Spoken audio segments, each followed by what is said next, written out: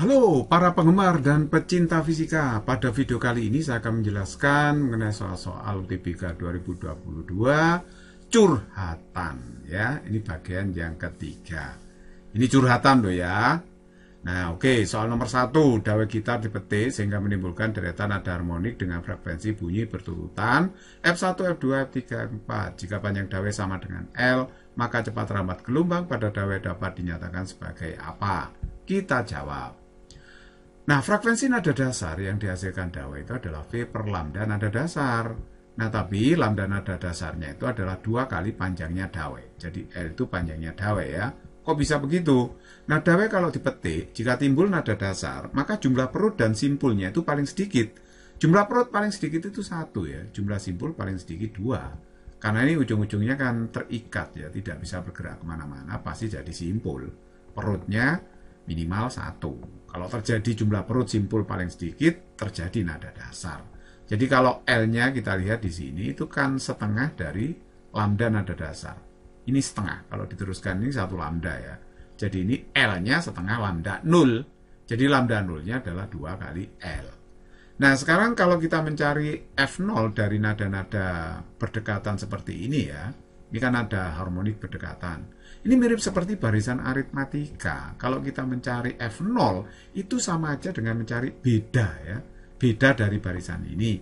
Beda itu adalah suku berikut dikurangi suku sebelumnya. Jadi kalau begitu mencari F0, F2 dikurangi F1 boleh. F3 dikurangi F2 boleh. F4 dikurangi F3 juga boleh. Jadi ini perhatikan. F0-nya ini saya kurangkan F3 dengan F2. Boleh juga, gak masalah ya. Jadi F0 juga F4 dikurangi F3. Lalu, dua persamaan ini saya jumlahkan. Kalau saya jumlahkan F0 ditambah F0, itu 2F0 kan. Nah, sedangkan yang kanan, F3 dengan min, F3 habis. Tinggal F4 dikurangi F2, kan gitu ya. Sehingga kalau F0-nya ini saya masukkan V per 2L, nah, 2-nya nanti bisa dicoret ini ya. Jadi tinggal V per L sama dengan F4 dikurangi F2. Jadi kalau begitu, kecepatan rambat gelombang pada dawai ini besarnya adalah L dalam kurung F4 dikurangi F2. Jadi kalau begitu jawaban yang tepat di sini adalah jawaban B. Nomor 2, percobaan efek fotolistrik menghasilkan grafik hubungan antara potensial penghenti elektron VO dan fungsi kerja logam W0 berbagai jenis logam seperti ditunjukkan gambar. Perbandingan konstanta Planck dengan muatan elektron H per E adalah 4,1 kali 10 pangkat min 15 joules kon per coulomb.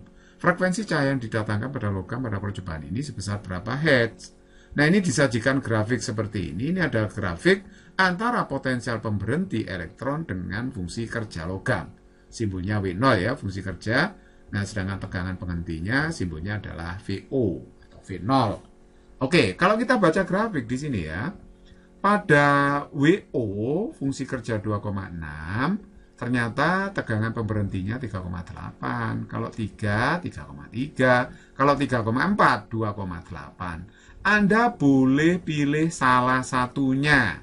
Jadi misalnya milih 2,6 pasangannya dengan 3,8 boleh. Atau yang lain ya. Coba diketahui dalam soal H per E itu 4,1 kali 10 pangkat min 15 joules kon per coulomb. Ya kan? H itu adalah konstanta Planck. Itu muatan elektron. Nah, W0-nya sudah diketahui di sini yaitu 3 EV. Saya pilih yang ini ya. Saya pilih data yang tengah. Memang data yang pinggir nggak boleh, 2,6 boleh, 3,4 juga boleh. Saya pilih salah satunya yaitu 3. Ya, enak soalnya 3 ini kan bulat gitu ya. Jadi 3, nah terus pasangannya dengan berapa VO-nya? 3,3. Jadi kalau saya pilih WO 3 EV, fungsi kerjanya 3 EV, itu berarti 3 E joule ya. Jadi 3 EV itu sama aja dengan 3 E joule. E itu yang muatan elektron, gitu ya. Nah, WO 3 EV itu berhubungan dengan VO 3,3 volt, ya kan? Nah, coba lihat.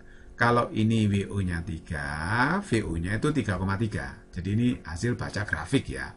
Saya pakai data WO 3 EV. Oke, nah sekarang EK, energi kinetik elektron yang lepas dari logam, itu kan dirumuskan energi foton dikurangi dengan fungsi kerja, ya kan? Nah, moga-moga masih ingat rumusnya ini. Kalau nggak ingat, tolong lihatlah atau tonton video saya yang membahas mengenai teori efek fotolistrik. Saya sudah menjelaskan panjang lebar di situ ya. Oke, EK-nya itu apa? EK itu terkait dengan potensial pemberhenti, yaitu E kali VO. Nah, sekali lagi, E itu adalah muatan elektronnya. Nah, sedangkan E energi fotonnya HF, W0-nya sudah saya biarkan dulu. Nah, perhatikan, HF itu kan bisa ditulis E kali VO ditambah dengan WO, toh. Nah, boleh tulis begitu. Berarti F-nya itu bisa saya tulis seperti ini. Semua ruas itu saya bagi H. Kalau saya bagi H ini kan tinggal F. Kalau saya bagi H berarti E per H. Ini saya bagi H berarti WO per H, kan gitu ya.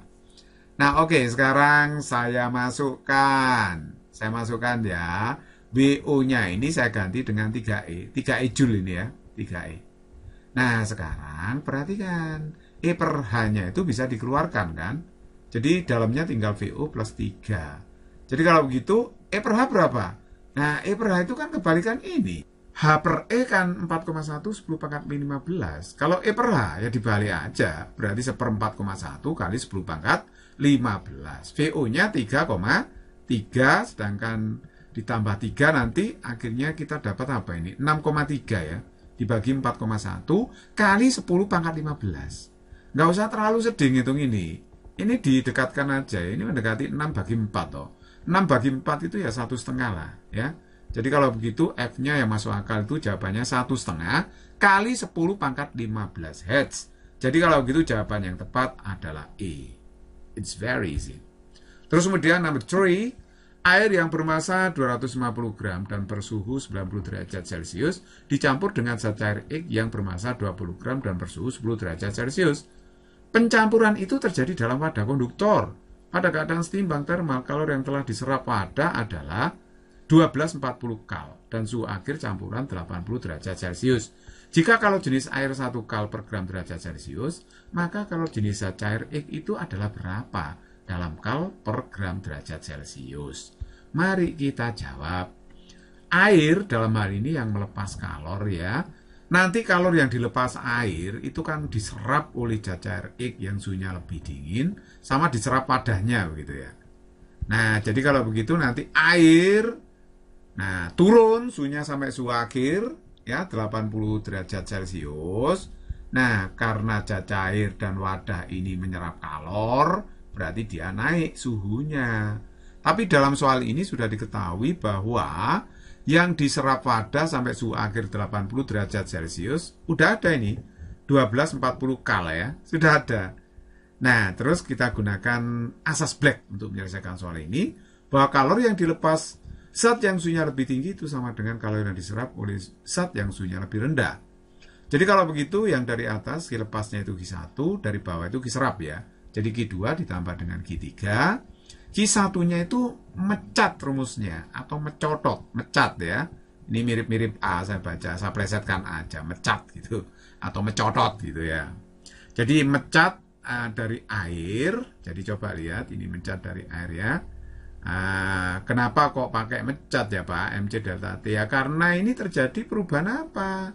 Perubahan suhu. Kalau ada perubahan suhu ya MC delta T gitu kan ya. Ini nggak ada perubahan wujud ini. Nah, Q2 juga begitu, zat cair naik suhunya dari 10 menjadi 80, berarti mecat lagi ya kan untuk zat cair X. Nah, terus kemudian Q3 ini sudah nggak usah diuraikan karena dalam soal kan sudah ada ini 1240 kal yang diserap oleh wadah. Kita tinggal masukkan bilangannya, M-nya itu kan 250, M siapa? M-nya air ya kan? Nah, C-nya ini C air, delta T-nya kan 90 kurangi 80 ya kan? Nah, masanya siapa ini? Masanya zat cair X yaitu 20. Nah, C-nya ditanyakan, delta T-nya kan 80 dikurangi 10 ya. 80 kurangi 10. Nah, plus yang diserap oleh wadah kalornya adalah ini 1240. Nah, sekarang ini 250 kalikan berapa ini? Ini kan 10 ya. 20 kali C, 80 kurangi 10 itu 70. Nah, ditambah 1240. Akhirnya ini dapat 2500, yang ini dapat 1400, ini 1240 tetap ya. Nah, terus kemudian kita kurangkan, ini dikurangi sama itu. 2500 dikurangi 1240 itu kan 1260 tuh ya. Nah, ini 1260. Nah, akhirnya kita dapatkan 1260 sama dengan 1400 C, ya kan? Nah, setelah itu kita coret nolnya di sini. Berarti tinggal berapa? 126, ini 140. 126 dibagi 14 itu kan tepat 9. 126 bagi 14 itu 9. Berarti C-nya itu 9 dibagi 10 kan. Berarti hasilnya 0,9. Satuannya kal per gram derajat Celcius. Jadi jawaban yang tepat kalau begitu adalah D.